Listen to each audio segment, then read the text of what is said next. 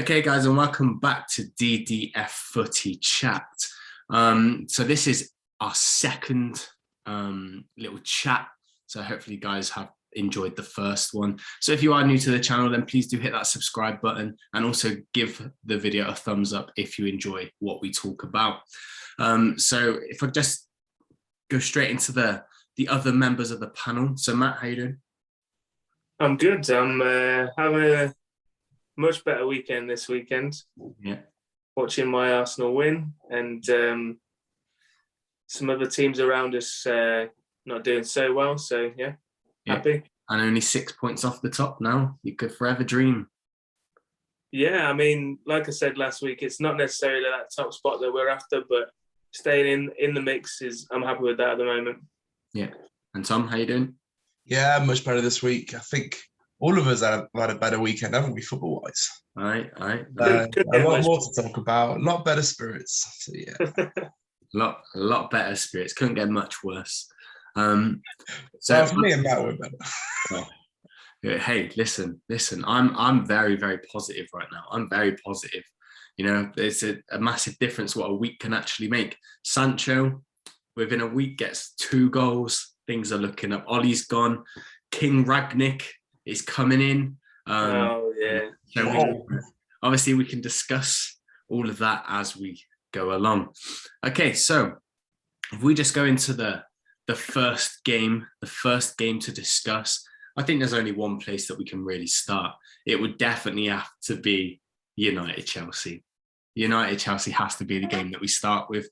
I mean, most people, and listen, I've been on social media the last couple of days, most people were expecting that United were going to get absolutely spanked by Chelsea. They were going to get drummed by Chelsea. But no, we didn't. We definitely very much set up very defensively. We wanted to hit him on the break, and that's exactly what we did. We've got to see that our limitations is that we don't currently have the players. Well, not maybe the players, but the tactics to outdo Tuchel and Chelsea. So I was very happy with the performance. The only letdown was Wan-Bissaka's penalty. I'm not even sure whether I think it should have been a penalty. And the only reason why I'm saying that is because we had an FA Cup game against them last season, and Kurt Zuma did exactly the same thing to Anthony Martial in the penalty box with exactly the same referee, and nothing was given. So how has suddenly things started to change? And actually, you could also see that potentially there was a foul there against Eric Bailly. I know I'm clutching at straws here, but that was probably the blip. And what was great is that our goal came from Ballon d'Or contender Jorginho, the greatest midfielder on the planet apparently, and he can't even control the ball like that. And then Sancho goes, takes it, and did anyone see his little feint to score? Like he did like a little feint, and then it was good. It was good, brilliant. Because I thought he was going to square it to Rashford, but he wanted. He could have done that, but yeah. I don't think he needed to. He just wanted to make it seem like I could go this way, but yeah. I'm gonna take you on. And that's good. That's what a true professional needs to do. He showed such pace as well. Like I think Sancho's been really sort of ridiculed for not being that fast, but I thought he was pretty rapid today in that counter attack. I mean, he didn't even need to run that fast. No. Like he had a lot of space. Yeah, but what you got to look at though, what you've got to look at is when Fernandes booted that ball up in the air. It's still dropping at speed for then Jorginho to take it down. And had Sancho not been so quick to get to Jorginho, perhaps Jorginho wouldn't have messed up like he did. Yeah, I can't remember where Sancho was on the pitch at that point. He was in his penalty box. Okay, fair enough. Yeah. So, but overall, I'm happy with. I'm content with the draw. I'm content. It's better than a loss. And then it frees up for Rangnick to come in now and work with us for a few days before we take on the mighty Arsenal at Old Trafford. So, it's going to be an interesting few days. Tom, what did you make of the game? I thought that Man United, I thought you dug in. I thought you tackled quite well. Something that De Gea said, actually. He said, today you were fighting for every ball. It just makes me wonder, why under Michael Carrick for this one game, are you fighting for every ball? And last week, 4-1 against Watford. Yeah. Why weren't you fighting for every ball last week like you were this week? Yeah. I think for me is that Ollie and the squad were too much like pals. They were too friendly. And I think that there was a respect there, but I don't think there was a respect there as player coach sort of thing. Yeah. I think it was respect on a friends level. Whereas what's changed this week is that they've got a brand new manager that's coming in. I mean, a lot of the talk is that actually Rangnick was just in Darren Fletcher's earpiece throughout the game, like making him tell Carrick to change certain things and stuff like that. So I think that the players are trying to play for the new coach. They're trying to say, listen, don't forget about me. Put me in this team. I can do the pressing and stuff like that. But it's that typical new manager bounce as well. You know, that's often what happens unless you're Eddie Howe. You know, then there's no new manager bounce. But there's quite often a new manager bounce. So the team will pick up and do well. But yeah, to be honest, I don't really know. I do think that the players threw Ollie under the bus last week. You know, wanted that change, so they thought, oh yeah, we're going to go.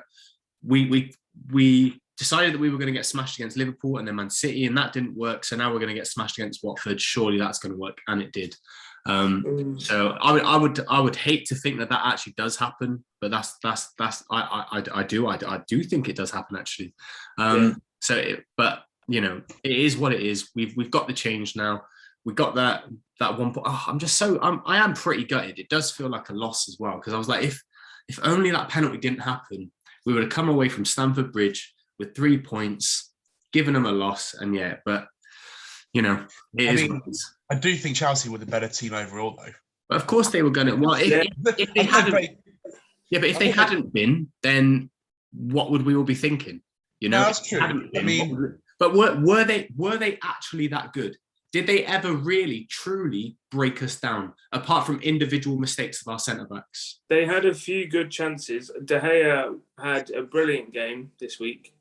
We talked a bit about De Gea last week, not getting strong hands or being in the right positions for the shots. He was there every shot that Chelsea were throwing at him this week. He had an answer to it. So I think, you know, that game last week, he must have known he had a shocker. And this week he put in a good shift and he was able to keep in the game. Because going forward, Manchester United weren't offering that much, definitely not as much as Chelsea.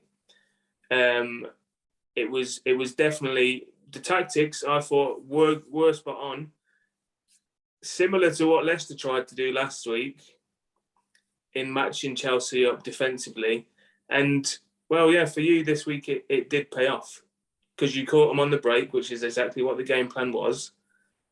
And yeah, I mean, yeah, unlucky to concede that penalty. You could have won the game, but yeah. I mean, the first half was completely different to the second half. I thought the second half we actually went at them. You know, even the commentator said that this is a different Marcus Rashford. You know, he was Megan Chalobah and things like that. And, you know, all of the play. I'm going to be controversial right now, but for me, Scott McTominay was not man of the match. Fred was man of the match. I thought Fred's tenacity, I thought the way he was winning that ball back, he is a pit bull. And that's why I'm so excited about Rangnick coming in, because I genuinely think that he is going to get the best out of Fred. He's not going to play him as a holding midfielder. He's actually going to play him much more advanced, which is where Fred seemed to play today. When he was further up the pitch, he was pressing, he was winning that ball. And I don't think anyone really got the better of Fred, if I'm honest. He could have done better with that chance when that's the only thing. Straight to him. Yeah, he should have done better with that chance at the end. Like what? That's the thing with Fred. He's almost like, oh no, the ball's come to my feet now. What do I need to do with it? Whereas if it was falling to someone like Ronaldo, he would have just dinked it straight over the top, and we'd be talking about something different again. But no, overall, I'm happy with how it turned out. It could have been worse. You know, it's taken us up from 10th to 6th or 8th or something like that. So, you know, and then Arsenal come to the Theatre of Dreams on Thursday. We get a win there, and then we're only 2 points behind you, and then things are starting to talk again, you know? So you never know. You never know. But to be honest, Chelsea should have won the game. Like, if we're really looking at it, without how good they are apparently, with how much of a tactician Tuchel is. Surely he should have been able to find some way of getting through. I'll tell you what he should have done is not started Timo Werner. I'm sorry, but that guy's crap. He is crap. He needs to go back to the Bundesliga. I completely agree. He should not have started Timo Werner because he is in a Chelsea shirt. He's just not done it. And he obviously had the attacking options last week against Leicester. They scored 3 goals. But then this week, instead of last week he had Pulisic up front, didn't he? And he dropped him, went for Werner. Yeah. And if you look at what United were lacking as well, didn't have Varane, we didn't have Maguire. We started with Ronaldo on the bench. He didn't come on to the 60th minute. Van der Beek didn't start. We went for three not so good midfielders apparently. Eric Bailly and Victor Lindelof, Alex Telles as well. So we didn't have Luke Shaw there. So really, there was part of United's second string there, and how Chelsea weren't able to capitalise on that. I question how good Tuchel is tactically when kind of like they're really trying to break a solid back line down. But I think I think the game was very similar to the Arsenal-Newcastle game in that the first half was very cagey. I mean, it wasn't quite the same because we had so much of the ball. Newcastle just 11 men behind the ball, whatever. But it was just finding that moment to create a spark in the game. And I think if Jorginho, the Ballon d'Or winner, whatever, didn't make that mistake, I think it would have gone Chelsea's way. Who knows? Nobody can say. But if he hadn't made that mistake, I think it would have been Chelsea continually, trying to break you down. But at that point, you had the lead and you were able to control the game. So yeah, it's Jorginho's fault. And I mean, he scored the penalty to equalise, but nah, that guy, if he gets Ballon d'Or, I'm quitting. I'm never watching football again. There's going to be a riot if he wins it. So yeah, but I think on the whole, we could say that maybe a 1-1 draw was a fair result. At the end of the game. It just statistically wise, they had 24 shots to your 3. I mean, they should be kicking themselves. How many of theirs were on target? Like 6. Yeah, exactly. So, but that's bad for them. That's bad for their attacking. Like Chelsea, because they had Timo Werner up front. Yeah, they need to have a real long look at themselves. Yeah. So tell you what, if they want to challenge Man City and Liverpool for the title, their attacking has to be much, much better. Hey mate, don't forget challenging Arsenal. Sure. Oh yeah, if they're going to challenge Arsenal too, their attacking doesn't need to be quite as good, but it still needs to be good. Yeah. Okay, so let's move on from that game then. So, if any of you are watching and you had a comment to make about the United Chelsea game, then do let us know in the comment section below, and also remember to hit that thumbs up button and subscribe to the channel. So Matt, let's bring you in. What did you think of the Arsenal Newcastle game? Well, I mean, I just touched on it briefly, but Newcastle, Eddie Howe, he had his tactics going into that game. It was very much, okay, let Arsenal have the ball. They can come at us all they want, and we're going to stop them. It worked for the first half, but then they picked up a few yellow cards. Newcastle were very aggressive in some of their tackles, and eventually we broke them down. And once we got that first goal, I knew it was going to be a win. I didn't see any major resurgence coming from Newcastle. First half, Shelby made a few interesting shots that forced Ramsdale into his acrobatic saves, which is great. But yeah, happy with a 2-0 win. I did predict a 2-0 win last week on the channel. You did. So another clean sheet. Excellent going into the midweek game against Manchester United, which will be, I hope, an exciting game. Don't know which way it's going to go. Obviously, United apparently are supposed to have their new manager in at that point, and yeah, we'll see what he can do with their team. A few disappointing factors from the game. Aubameyang was very Well, he wasn't really in the game that much, not as much as we would have liked him to be. He's so overrated, man. He did. So I mean, you can't say he's overrated. You can say he's overrated at this point in his career. He's not living up to how he used to be. He used to be getting 20 plus goals a season. Last season he didn't perform as well, and this season he seemed to pick up his confidence a bit, but he's still not quite there. Well, missing that open goal is going to lower that confidence. Yeah, but that was a tricky chance. No, it wasn't. It was. The angle wasn't amazing. It bounced up to chest. No, like put it in with your head. Put it in with your head. It's not hard. No, I'm not saying he shouldn't. He should have done better, but I'm not saying it was like the easiest chance to put in. I'd say it was one of the easiest chances he's going to get all season. You would have put it in, I'm sure. I'm sure all of us would have. Flipping Marge down the road would have put it in. He needs a good game against Manchester United because there is competition for that spot. And we can mix up the formations, try and get Martinelli in that team because, as you saw, he has got the class to score some pretty sick goals because that was an amazing finish, an amazing pass and an amazing finish. So really happy for Martinelli. Tom, what was your thoughts on the game? And do you think that Aubameyang should have scored that? Oh, he should have scored that. I was watching that and thought, he's like 4 yards away. I mean, 4 yards at most. Can you imagine if Ronaldo had missed that? Like how crazy everyone would have gone. But Aubameyang has missed goals like that in the past. He's scored amazing goals. Don't get me wrong. Yeah, for sure. I'm an admirer of Aubameyang, but he has missed easy goals all throughout his Arsenal career that I've been watching. I mean, I thought the game was all right. I'm glad the second half changed a little bit. I thought that's where Arteta he earned his wage package. I think today he changed things around. You got the win. I mean, I think there was some really standout players. Tomiyasu, man, he is really coming to form. I didn't think he would come into the Premiership this soon and impact the team like this quickly. But I think he's doing great. I mean, that setup was wicked, wasn't it? Mm-hmm. Yeah, definitely. So, I mean, Matt, which two players are you most excited for in Arsenal right now?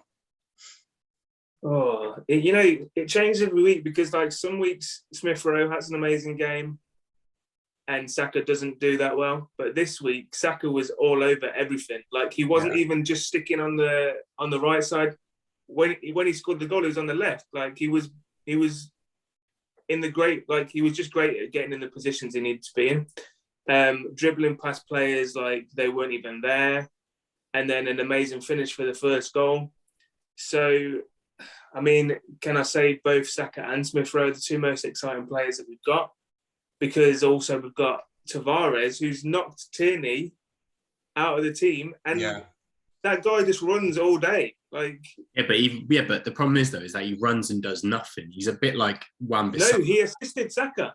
Yeah, right. because he played that one little ball, which I get. But the amount of shots that he was having yesterday, he had some nothingness, ridiculous shots that weren't going anywhere near the goal. Yeah, but and also what you've also then got to say is when he's coming up against higher caliber of opposition, he's not good. Like Mohamed Salah absolutely destroyed him, whereas yesterday he had it pretty easy, in my opinion, because Newcastle barely did anything. You could say, well, he was up against kind of Saint-Maximin at times, but Saint-Maximin did nothing the whole game. Saint-Maximin, didn't have good. So, I mean, I think you need to leave it a little bit longer, maybe judge Tavares at the end of the season. For me, Tavares doesn't even come close to Kieran Tierney. I think it's a matter of time. I wouldn't be surprised if Tierney's been put in back when he comes up against Jadon Sancho, I did personally think that the Newcastle game was a chance to rest some players. I mean, you can't really say we were resting Tierney because he hasn't come back into the squad yet. But we were all thinking, so Tierney will come back into the squad because Tavares didn't have an amazing game against Liverpool. But then maybe let Tavares have a go against Newcastle, build his confidence again. But Tierney is going to start against Manchester United. Yeah, I can see that. I can only see Tierney starting against United. I can't see Tavares doing it. I mean, I do He needs like to come back Tavares. to the team eventually because Tierney is a quality player. Yeah, I just think Tavares reminds me way too much of Wan-Bissaka. You know, he's got that run about him, but he hasn't really got that killer ball. Yeah, he can play that little sideways ball like he slotted in for Saka. But in terms of that real end product of a cross, I don't think he has it. But I think from my perspective, the most exciting player for Arsenal is Tomiyasu. It's got to be him. Like, I think he's brilliant. I'd do anything to have him at United, be our right back. I think he can defend. I think he can attack. I think that he's pretty underrated. Whether he's like a one-season wonder, you won't know until next season. But I think from what I can see of him at the moment, I can't really doubt his ability. And that ball that he played for Martinelli, great. Yeah. It was an amazing ball. Yeah. I tell you what did annoy me though was Gabriel. Like he was so annoying yesterday. Every slight bit of contact that he got from Callum Wilson, he went down. And I look at him and I'm like, mate, you're like 6'4". Callum Wilson's 6'1". How do you go down like that? It was a constant wrestling match throughout. And there were times where I was like, why is the referee giving a foul against Wilson when Gabriel is the one that's actually grabbing hold of Wilson and bringing him down? I feel like Gabriel was really lucky yesterday. What do you think of the Newcastle penalty claim? Gabriel Wilson. He was going down. He was already going down. So well, he was looking for it. But then, I mean, the main focus after the game from Eddie Howe, he was moaning about it, and then they were talking about it. Flipping Joe Cole on BT Sport just wouldn't shut up about it. But then you look at the one on Martinelli towards the end of the game, where Lascelles just literally it was like shoulder, not shoulder barge, but like shoulder punch to the face. And you're like, come on, like. I think that was a really hard one to judge because from one angle, it almost looks as though Martinelli's falling over, like he's slipped. He's gone to control the ball. And because his momentum's taken him, he's like almost digging his heels in. And then obviously, as he looks like he's going down, what Jamal Lascelles wants is to do kind of like just a shoulder barge, just a fair challenge. Yeah, because of the angle, he's got his head going, he's already going down. So it's straight in. Should it have been a penalty? I don't know. I'm not even saying it should have been a penalty, but I'm saying, look, if you're moaning about yours being a penalty, then ours would have been a penalty anyway. So yeah. No, exactly. But I'm like Tom. I'm glad that the second half was a bit different because the first half was boring as. It needed to be different. It was boring. Newcastle were just like they weren't doing anything, and we were struggling to find the spaces. But I knew we'd break them down eventually.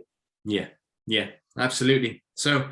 No, I think on the whole, really good result for Arsenal. You're up there, joint fourth now. I think it is 6 points off the top.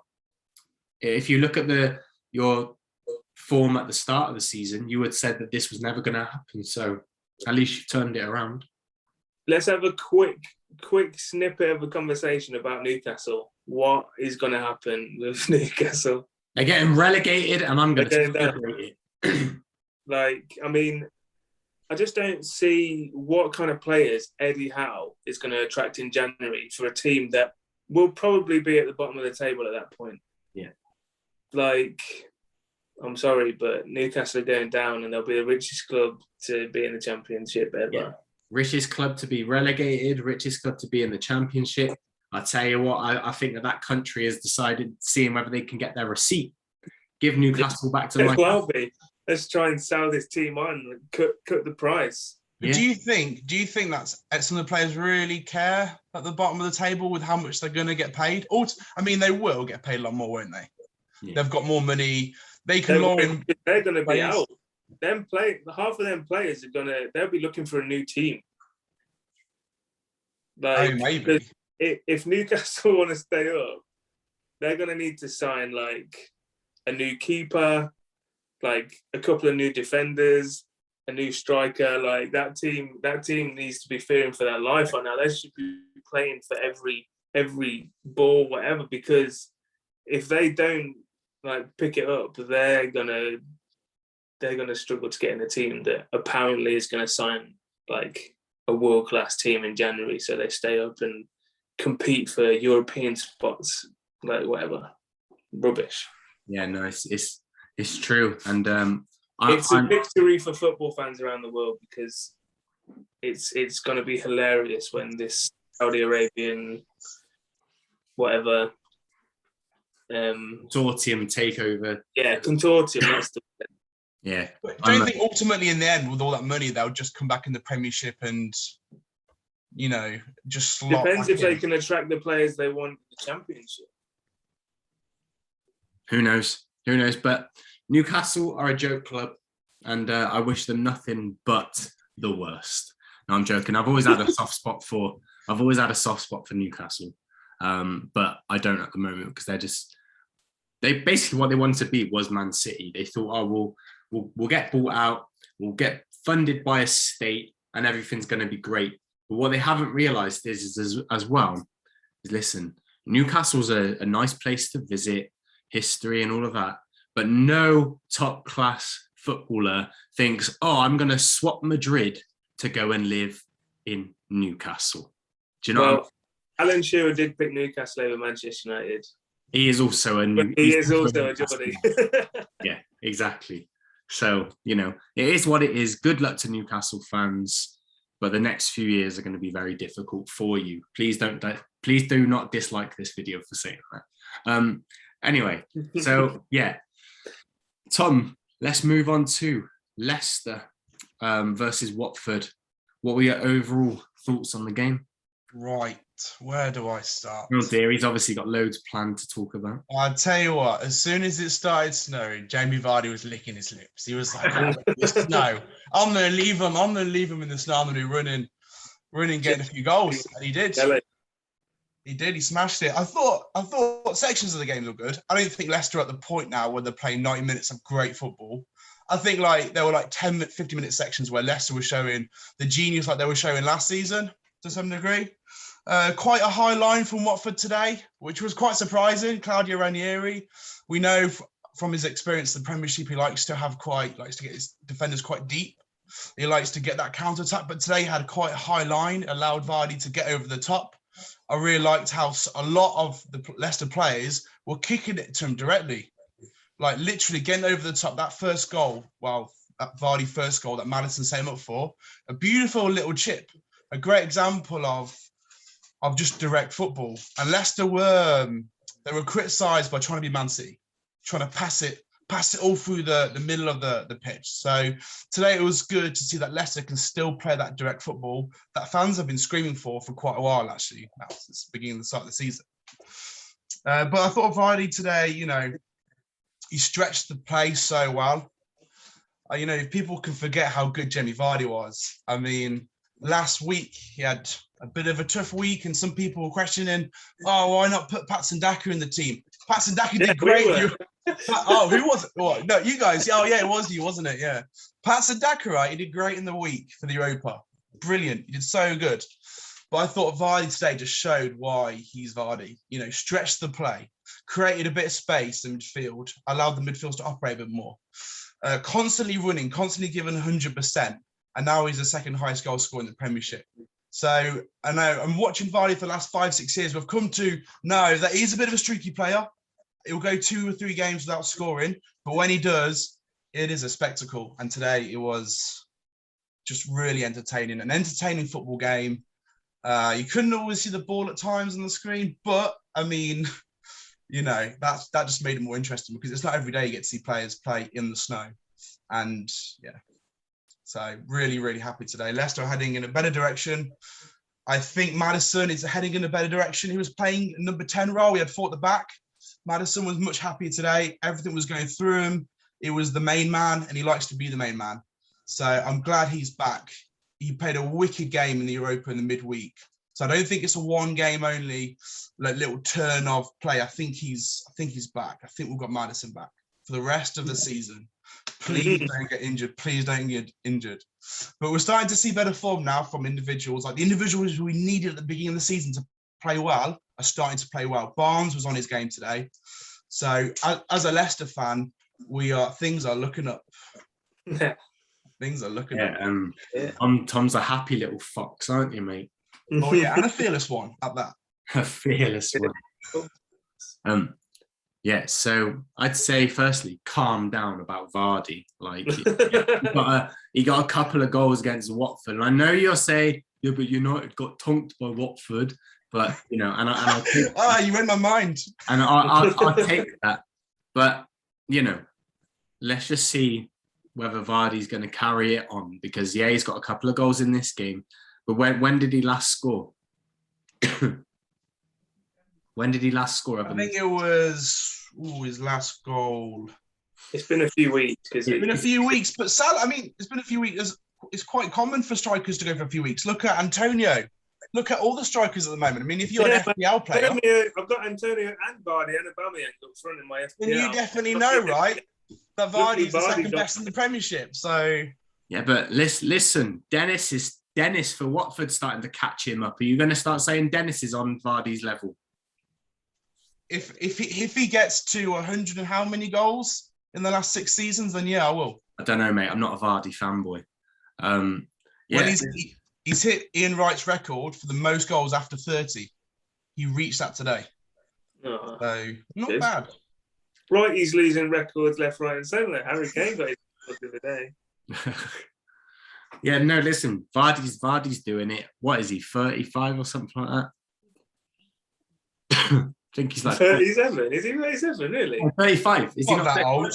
He's not 37. No, 35. Is it 35? Yeah, 35, thank you. Yeah, 35. He's 35. He's coming to the twilight years now. Retirement is going to be looming. He's going to keep losing that pace. Oh, did you see his pace today, though? Huh? He made Cathcart look like he was walking in water. I mean, come on. You see his pace today? You're telling me he's entering retirement? I mean, Cathcart was notoriously fast, but no. But I mean, he's not. But still, like, he just left him in the dust, Yeah, he's a fast guy. Yeah. Yeah, I'm sure he could make Homer Simpson look slow as well. Do you know what I mean? But yeah, no, can't really take anything away from Vardy. He got his couple of goals. Maddison's got got a goal and an assist. So everything is looking rosy down in Leicester. And also Ranieri came with a point to prove, and to some extent he almost got it. Had Watford managed to not concede straight after they had scored, it could have been a completely different game. But total credit to Leicester, they managed to make their hard work pay off, and that's the main thing. And you're slowly starting to rise up the table, which is good.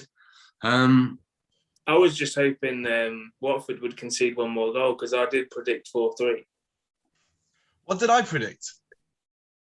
I can't remember. Wasn't it 4-2? I think it was like 3-1, wasn't it? Yeah, I think you might have said 3-1. Yeah. But yeah, fair play, Leicester. We knew you were going to win. I did think it was going to be a lot of goals, and I wasn't disappointed. Oh dear.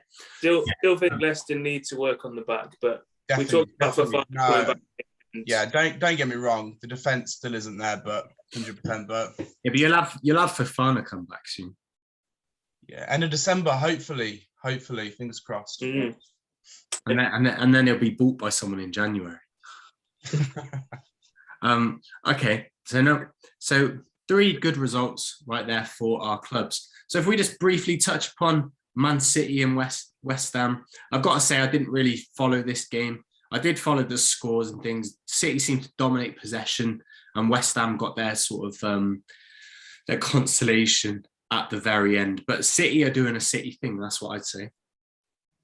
Yeah, I know that there was a lot of snow. Yeah, and the ball was hard to see at times. Apparently, the yellow ball isn't doing much in the snow. They need a darker ball, is what I heard. Yeah. But Man City holding on to the 1-0 for a while. That's all I know really about the game. And Cancelo didn't get us any fantasy football points. Yes, happy with that. Last minute. No. I was going to say Reece James didn't get anything, but I put him in my team this week. So there you go. That's why Reece James didn't get anything this week. Oh, nah. You spoiled it for me. Sorry. Yeah. So Cancelo didn't get me any points, which was really annoying. But he would have got 6 points had Man City held on and not conceded. But oh well. So in terms of Southampton and Liverpool, I was almost right. I said that Southampton were going to be getting a tonking. You know, I said that it just... Yeah, you said it was 9-0, so you were only half. I thought it was going to happen at one point when they went to the 4-0. I was like, it's only a matter of time until Salah gets a hat-trick, Jota completes his hat-trick. But it just seemed like Liverpool were just like, 4's fine. Mate, you did say Van Dijk was going to have a good game and he would score from a corner. So, yeah. Oh, wow. Whoa. Yeah. I know. It's all of that fortune telling I've been doing, you know. But yeah, Liverpool are just doing a Liverpool thing as well. It's a really exciting league at the moment in terms of Chelsea, City, and Liverpool. And Liverpool are still, in my view, showing that they're going to be the ones that lift that league at the end of the season, even though it pains me so much. But at the same time, I am also not going to discount various other teams as well, because Liverpool still have to play all of the big teams again. Same with Chelsea and same with Man City. So there are still many, many points to play for. And I don't, at present, we will say that it's a three horse race. Mm-hmm. But I don't think you can discount some of the other teams as well. And listen, I would throw United and I'd throw Arsenal into it, because all it takes is for those teams to lose three or more games, and other teams are straight back into it as well. Yeah. Okay, so just in terms of starting to wrap up this week, who is everybody's flop of the week? Tom, if we come to you, who do you consider to be the flop of the week? Player? Yeah. It has to be Aubameyang's miss. Oh, I like Aubameyang, but he's my flop of the week. Don't miss that. I'll scream at him when he missed it. I've got him on my FPL, Fantasy Football League. I want him to score. I was like, I'm going to go with Salah this week. And then last minute change, I'm like, no, I'm going to go for Aubameyang. He always scores against Newcastle, but not this week. So, Matt, who's your flop of the week? Okay, well, I thought about going for Jorginho just because he's supposed to be contending for the Ballon d'Or. And that was just absolutely shocking. So I'm going to go for Jorginho, even though he did equalise, but Jorginho scores penalties for fun anyway, so I'm not even giving him that. He's getting flop of the week. Yeah, no, I'd say that's a fair shout. But for me, it's Timo Werner. How many more times can this guy be given opportunities? He missed a couple of great chances today. There was one where he just lashed at a shot. I don't even know what he was trying to do. He looked like he was trying to slice through the ball, but God, it's so wrong. But he's my flop of the week. All he is a pace merchant. If he's not given space, I don't think he does anything. So he's definitely my flop of the week. He had many chances and he could have done a lot better. So in terms of your player of the week, Matt, who are you going for? Player of the week. I think I'm going to go for Diogo Jota. It was only Southampton, but he was tearing it up. And he's just, he has his good weeks and bad weeks, but this week he was on fire. So yeah, go for him. No, that's fair. Tom? Vardy. Who thought Tom was going to say Vardy? Come on. Yeah. I think James Maddison had a better game than Jamie Vardy. Well, actually, 1 goal and 2 assists statistically. But I thought I thought Vardy just terrified the defense the whole game. Yeah. I think he was just consistent, just absolutely consistent, 100%, as always. Maddison is not, and wasn't today. There were moments of genius, but moments where he took his foot off the gas a bit. So it has to be Vardy for me. Yeah, no, it's fair. It's fair. I'd say my player of the week, without a doubt, is Fred. Like I'm going for Fred. I'm going for Fred got it. What, even after his shocking shot? Listen, that's a miracle. The criticism that this guy gets, and listen, it's understandable. He gets such criticism all of the time. The last week, his week of performance in the Champions League, but then against Chelsea today, he's been a pit bull. He's been a pitbull. He's been breaking things up. He's actually been managing to string some passes together. The only thing that he did wrong today was that shot at the end, where he just was like, I don't know what to do. Had something else happened where, he had squared it or he just dinked it over and we had a different result. Well, yeah, if he'd have dinked it in past Mendy, I would have given him player of the week. Yeah, I just think Fred had a fantastic game, and I'm actually looking really forward to seeing how he's going to settle into the side once Ragnick comes in. Because I thought he was really, really good today. Like, your dad messaged me and was like, somebody tell Fred that he's crap. And I messaged back saying, well, I actually thought he was pretty brilliant today. Because maybe I was just watching a different game, but I made a point of watching Fred in particular because of how well he did in the midweek as well. And he didn't disappoint me. Yeah, my dad really does hate Fred. Really Even before the game, he was like, Fred is so rubbish. Yeah, he's asleep sometimes and wakes up and goes, Fred, get out of the team. So, yeah. Okay, so the manager flop of the week. Tom? Benitez for me. I just thought Everton had a chance of getting some points, turning it around for the fans, getting the fans on his side a bit more, and they just let it go. I know they've got some injuries, but they look lost today, complete lost. Yeah, Matt? Yeah, I was going to say Benitez as well. I'm going to probably keep saying Benitez until he gets sacked because he has lost it. He's lost the I don't know. He's just lost it. That's what I'm saying. He's lost the team. He's lost the tactics. I don't think he knows what to do. But he has had injuries in that team. He's missing out on some key players. So yeah. No, I'd echo all of that. So I'd say Benitez as well. There's only so much longer that he's going to be able to be kept in the job. And I'd say if they get tonked in the Merseyside derby, then it's going to be the end. Because I think that it was a rubbish appointment in the first place. Like, why would you do that? That's like Fergie going and being in charge of Manchester City. He's just, the players just ain't doing it for him. Don't know what he's trying to do tactically, but it's not working. So I'd say that we're all pretty spot on there. In terms of the manager of the week, Matt, who are you going for? Oh man, can I give it to Michael Carrick just because it's the only game he's going to manage for Manchester United? Yeah.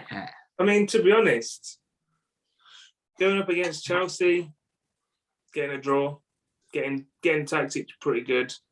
I'm going to give it to Michael Carrick. Tom? Easy. Arteta for me. He brought Martinelli on in the 64th minute and he just got the goal straight away. You could say that was a good move, but if Saka didn't get injured, would Martinelli have come on? Controversial, I know, because I am an Arsenal fan. But no, that is true. But I just thought he picked the right guy at the right moment. Yeah, true. He picked the right guy, for sure, because usually Pepe would have come on. So I just thought he made a good choice. He deserves manager of the. You give it to Arteta. I'm happy with that. I'm going to go for Michael Carrick as well. There's not many teams that have gone to Stamford Bridge this season and have just kind of just gone in there, done the job that they needed to do. Tactically, I thought he was pretty good. He made some of the right changes. Well, actually, I do. Do I agree that he should have brought Lingard on? Maybe not. But I thought for the majority of the game, he got things right. And to have the balls not to start Cristiano Ronaldo like that, he had some courage there. But at the same time, I don't think it was just Michael Carrick who was doing that. I do believe that our new interim manager was in the ear of Darren Fletcher and was actually making some of the changes for them. But yeah, I'm going to go for Michael Carrick because it was his first ever Premier League game as Manchester United manager, and it's also his last. So listen, don't rule it out. He might come back. Shut up.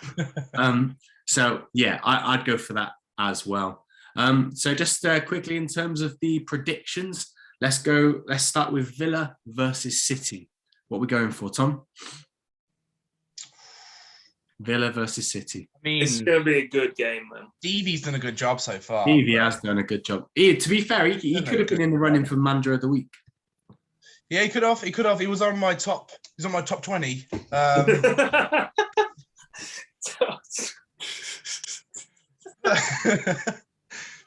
But I do think it's going to be 3-1 to Man City. Yeah. Okay, Matt, what do you think? You know what? I'm going to go for 2-2. Wow. Yeah. It's going to be a good game. I think Stevie knows what he's doing with that team already. So he does, but when he comes up against Guardiola, I think he'll be shown to be the amateur that he is. So I'm going to go 4-0 City. I think that. Whoa! Yeah, I do. I think City like the Christmas period. They're going to be thinking, oh, do you know what? We're into the Christmas period now. We're going to be the team that keeps on giving. Yeah, and we're going to give them loads of goals. So he's going to be like, this is going to be Guardiola before the team starts. Listen, guys, you do not need to like me, but make sure you get out there. Get out there and you give the fans, you give them 4 goals. 4 goals. You could hate me, but give them 4 goals. That's what he's going to be saying. And so he's going to give them the 4 goals. So yeah, I'm going to go 4-0 City versus Villa. In terms of the Southampton-Leicester, Tom, what are you going for? I think it's going to be 3-1 to Leicester. Okay. Just because Leicester's defence are a bit shaky, so I'll give Southampton a goal. 3-1. Yeah. Tom? Matt? Yeah, I think Southampton could cause some problems. I think it's at St. Mary's, right? Yeah. So, yeah, I don't know. I'm going to go 2-2 again. Something in my head's just saying 2-2. Like, goals both ways and, yeah, quite cagey, but towards the end of the game, it's going to open up 2-2. Okay, I'm going to go for a boring 0-0. I think it's got boring draw written all over it. I don't think Southampton are that. Oh, what, have you not seen Maddison recently? Listen, mate. I believe you said. Listen, I think that Southampton are quite a boring team. I think that they're just going to sit in. Leicester are going to be trying to do their thing. Southampton are going to be trying to hit them on the break, and nothing's going to work for either team. I just see a 0-0. I see a 0-0 written over this. But I also wouldn't be surprised if Southampton pick up the win as well. I'm just waiting to see how long Rodgers has left. I think that he's going to be the next managerial sack in the season. No, so you've gone from 1-0 at Man U to think he's going to be sacked at Leicester. Hey, I never said I wanted him. Man U. I never said I wanted him. I never said I wanted him. You said you wanted him. I said I'd take him, not that I want him. No, you said you wanted him. I heard you. Listen. No, I didn't. Listen, when Ollie was in a job, Nick would have took Listen, I would have taken Marge down the street. Marge down the street. Is she real?